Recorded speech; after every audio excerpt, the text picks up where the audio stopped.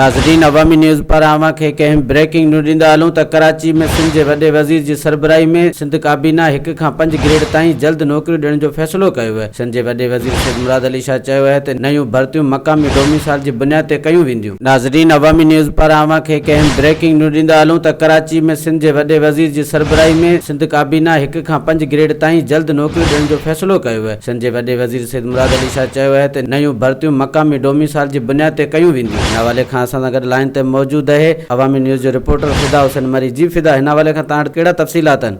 जी बिल्कुल, मां तव्हांखे ॿुधाईंदो हलां त कराची में वॾे वज़ीर सैयद मुराद अली शाह जी सदारत हेठि सिंध काबीना जो इजलास थियो आहे। इजलास में वॾे वज़ीर समेत सिंध काबीना जे समूरनि मेंबरनि जेका असांजे शिरकत कई आहे। इजलास दौरान वॾे वज़ीर सैयद मुराद अली शाह 1 खां 15 ग्रेड ताईं जेको सो नौकरियूं जल्द ॾियण जो जेको सो फ़ैसिलो कयो आहे।